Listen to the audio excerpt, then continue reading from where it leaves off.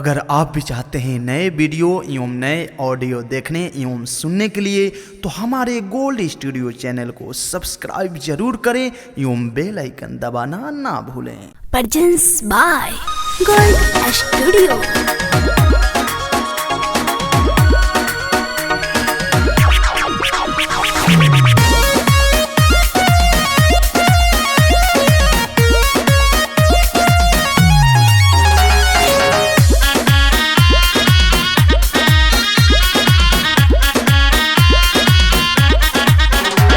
डगर कमर लप लप करे हमर केस घुंघराला देखो झपू झपू करे तोहार केस घुंघराला सारा झपू झपू करे काहे सभे बोल हमर गोरे गाल धरेला बामन गज के तोरे लहंगा बाबाल करेला बामन गज के तोरे लहंगा बाबाल करेला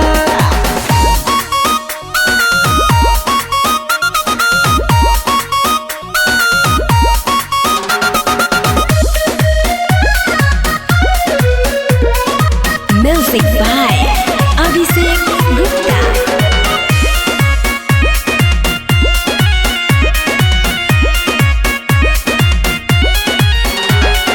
गोरी बदन दूधे जैसे झलके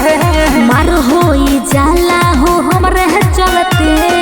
मार होई जाला हो तहरे चलते सभे दूसरा के चकरी पताल दरेला बामन गज के तोरे लहंगा बाबाल करेला बामन गज के तोरे लहंगा बाबाल करेला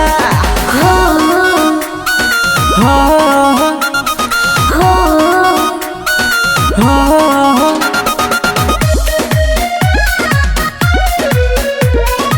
म्यूजिक बाय अभिषेक गुप्ता।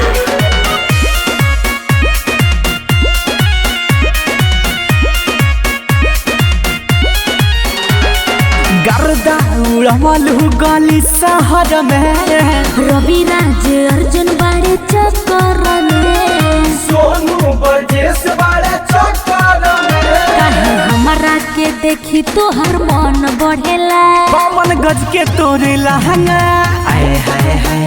बामन गज के तोरे लहंगा बाबाल करेला